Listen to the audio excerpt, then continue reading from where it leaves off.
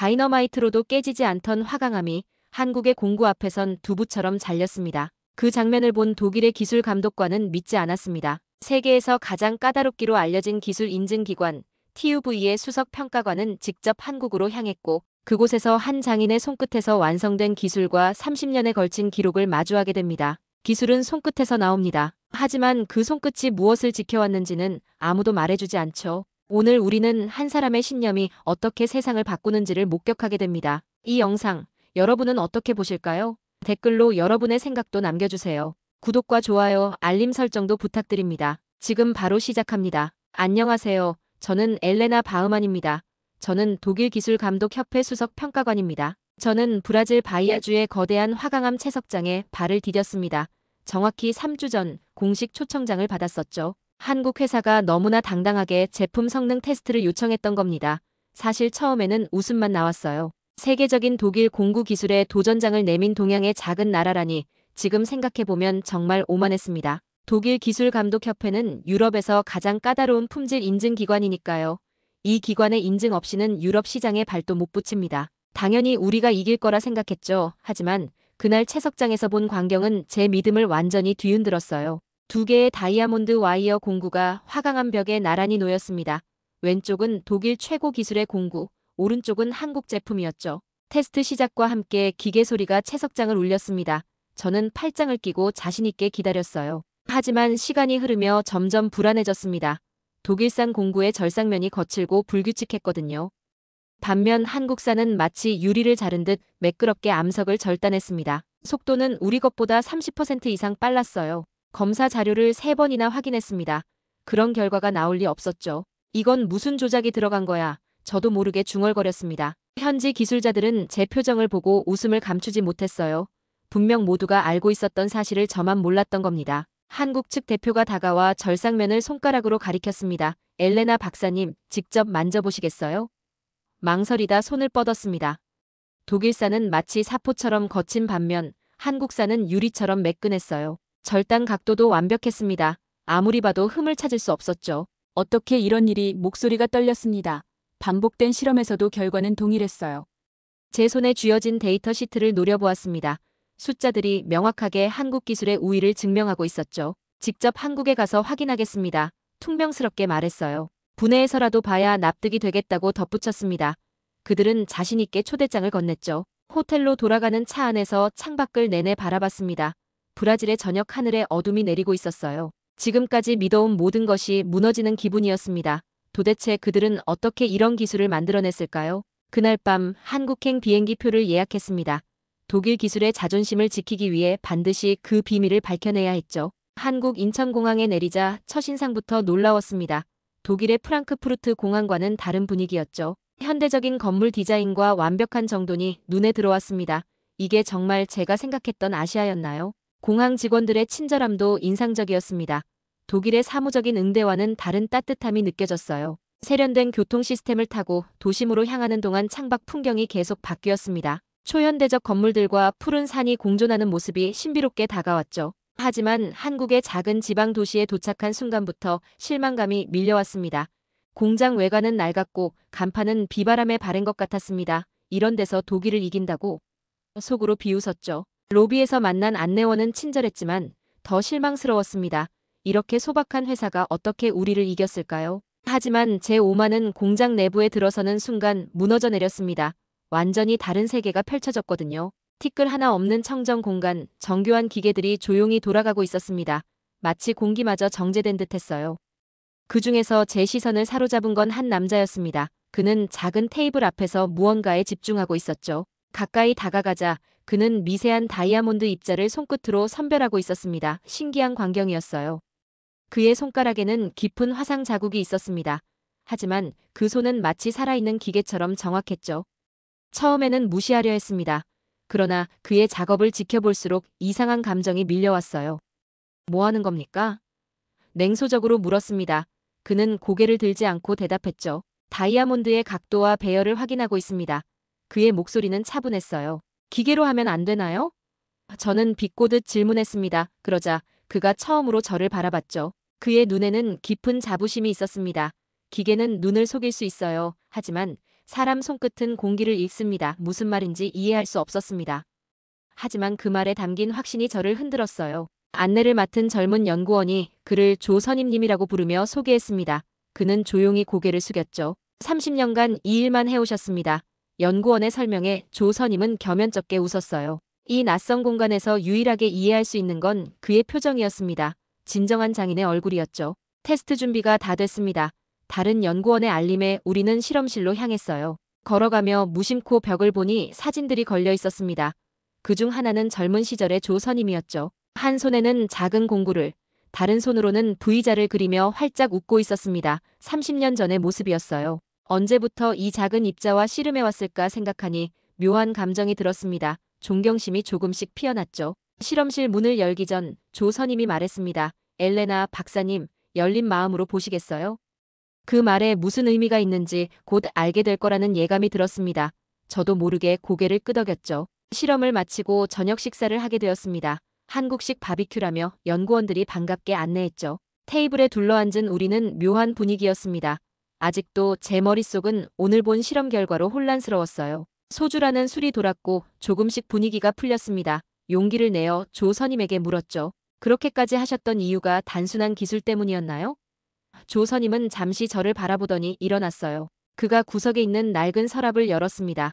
한 뭉치의 노트를 꺼내 제 앞에 조용히 놓았죠. 노트를 펼치자 빼곡한 손글씨가 눈에 들어왔습니다. 도표, 계산식, 그리고 실패 기록들이었어요. 이건 우리가 밤새워 실패하고 또 실패한 기록입니다. 조 선임의 목소리가 낮게 울렸죠. 페이지를 넘길수록 저는 점점 숨이 막혔습니다. 그 안에 담긴 노력과 좌절이 생생하게 느껴졌거든요. IMF 시기에 대한 기록도 있었습니다. 회사가 어려워 해고되었다는 내용이 짧게 적혀 있었죠. 그런데도 그는 매일 연구실에 나와 실험을 계속했다고 합니다. 복직을 요청하기보다 기술 개발에 매달렸대요. 왜요? 제 질문에 조 선임은 미소 지었습니다. 그의 눈에는 맑은 확신이 비쳤죠. 포기했다면 지금의 기술은 없었을 겁니다. 그의 말은 단순했지만 깊이 와닿았어요. 노트 마지막 장을 펼쳤을 때 한 문장이 선명히 적혀 있었습니다. 다이아몬드보다 단단한 건 이 기술을 지키려는 내 마음이었다. 그 순간 이해했습니다. 이건 단순한 기술이 아니었어요. 한 사람의 인생을 건 열정과 집념이었습니다. 그것이 독일 기술을 뛰어넘은 원동력이었죠. 잠시 말을 잇지 못했습니다. 제가 본 건 기계나 수치가 아닌 사람의 혼이 담긴 기술이었어요. 손으로 노트를 살며시 덮었습니다.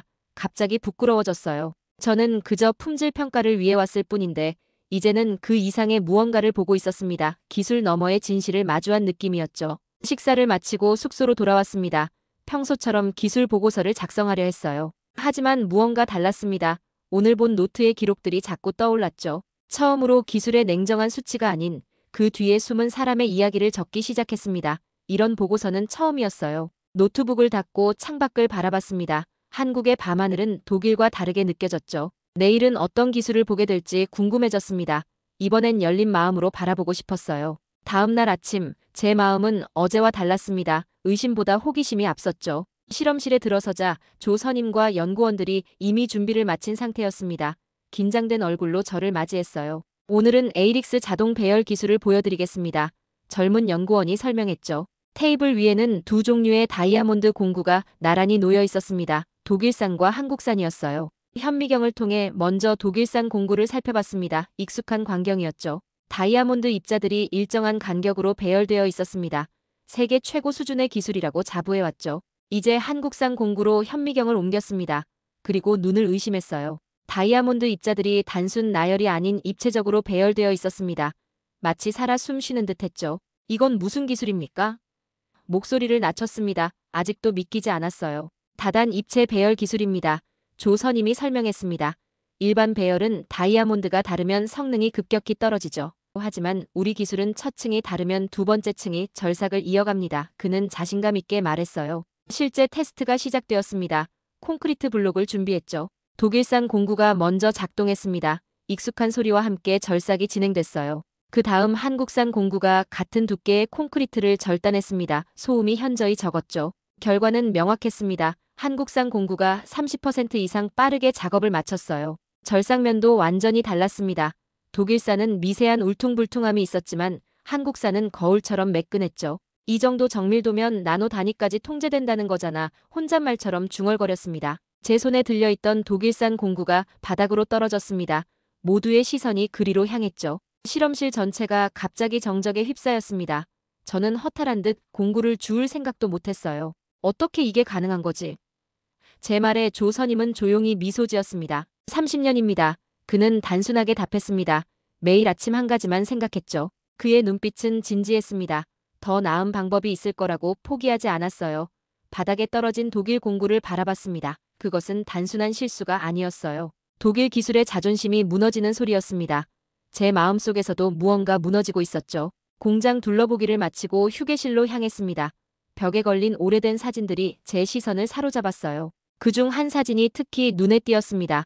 조 선임의 젊은 시절 모습이었죠. 사진 속 그는 지금보다 훨씬 젊었지만 눈빛은 똑같았습니다. 한결같은 열정이 담겨 있었어요. 저 사진에 얽힌 이야기가 있나요? 호기심에 물었습니다. 옆에 있던 연구원이 잠시 머뭇거렸죠. IMF 시기 사진입니다. 그가 조심스럽게 말했습니다. 그 시절 얘기는 아직도 무거운 주제인 듯 했어요. 연구원은 계속해서 설명했습니다. 회사가 어려워 많은 직원이 해고되었고 조 선임도 그중 하나였대요. 하지만 그는 달랐습니다. 복직을 요청하지 않고 여관방에서 6개월간 무급으로 개발을 이어갔대요. 왜요?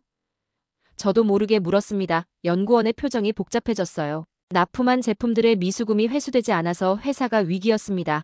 그는 조용히 말했죠. 그런데도 매일 새벽 연구소 불도 켜지지 않은 조립실에서 홀로 실험했대요.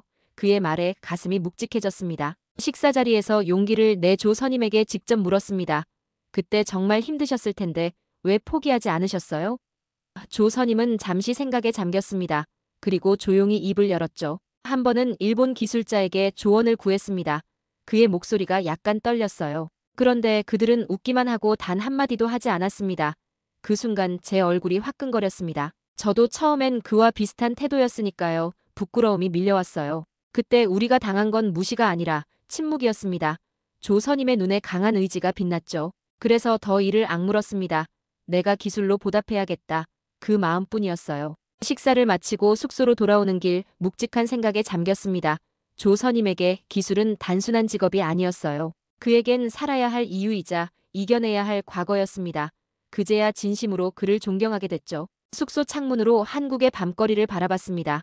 지금껏 제가 얼마나 기술의 본질을 모르고 있었는지 깨달았어요. 독일에서 우리는 항상 효율과 정확성만을 추구했습니다. 그러나 조 선임에게 기술은 마음이었죠. 침대에 누워 생각했습니다. 내일은 어떤 기술을 보게 될까요? 이제는 의심이 아닌 기대감으로 가득 찼습니다. 무언가 중요한 것을 배우는 기분이었어요. 오늘은 마지막 날입니다. 가장 핵심적인 기술을 보여준다고 했어요. 에이릭스 기술의 시연을 앞두고 연구원들의 표정이 진지해졌습니다. 이것이 그들의 자부심인 듯했죠. 실험실에 들어서자 조 선임이 직접 설명을 시작했습니다. 그의 눈빛에서 특별한 자긍심이 느껴졌어요. 이 기술은 세계 유일의 다이아몬드 입체 배열 시스템입니다. 그의 목소리에 확신이 가득했죠. 테이블 위에 놓인 절삭 블레이드를 가리켰습니다. 평범해 보였지만 현미경으로 보니 완전히 달랐어요. 다이아몬드 입자가 마치 살아있는 듯 입체적으로 배열되어 있었습니다. 예술 작품 같았죠. 이 기술의 핵심은 다이아몬드가 닳아도 성능이 유지된다는 겁니다. 조 선임이 설명했어요.